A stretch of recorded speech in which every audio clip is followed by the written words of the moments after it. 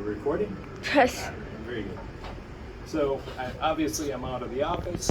I wanted to do a quick video on performance bonds though, because this performance bonds trips up a lot of contractors. The first bond is something that's usually totally alien to my clients. The first thing to know is that a contractor's bond, a performance bond, whether it's for the government, for a government entity, which can be a city, the state, federal government, that requires a bond of their contractors, or just another private business wanting a performance bond. The thing to know about it is it's unlike other insurance, where other insurance is basically if you have a legitimate business and you haven't had a lot of claims and you can show that you at least somewhat know what you're doing, we can find you insurance.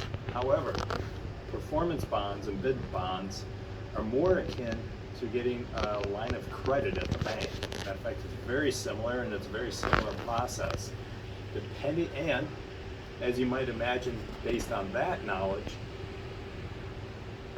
your performance bond ability or ability to obtain one is going to be very similar in difficulty the higher the bond amount, especially the very first one, compared to, or the very first one in relation to your assets. So some of the things that you can expect to be asked and have a serious look at is your financials.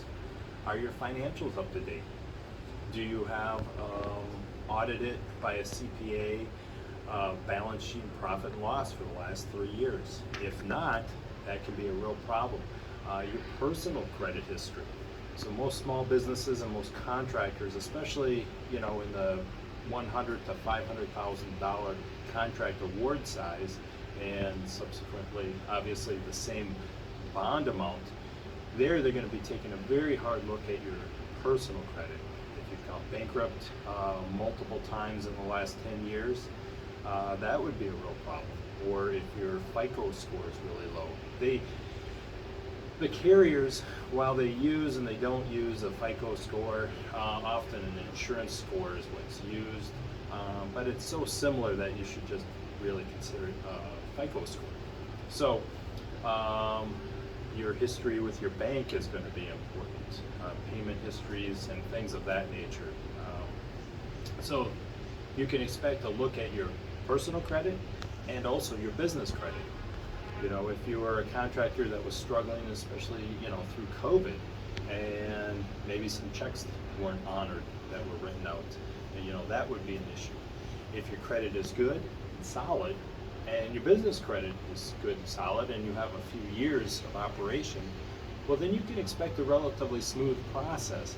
But by smooth process, I don't mean that you would apply for a bond today and have it necessarily approved tomorrow or in 3 days. You should really allow minimum, if everything is smooth and all the paperwork is already completed and submitted, everything that's requested is submitted to the carrier, should still allow approximately 10 days. Can it go faster? Absolutely. Most often it does. But if you don't allow for 10 days, you might be setting yourself up for disappointment. The other thing to know is it will probably, and as you can imagine, based on what I've already said, you should expect a lot of paperwork, a lot of financials, and a real serious inquiry into you personally and your business. So those are some things to know. It's a conversation I have a lot with clients, and that is because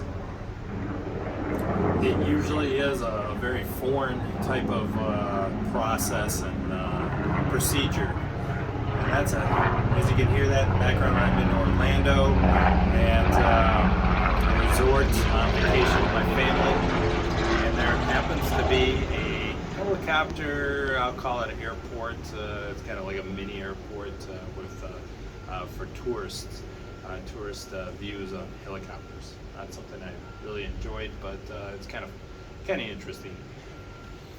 That's what I have for bonds today. Thank you very much. And if you have any questions, of course, feel free to give me a call or email. Thank you.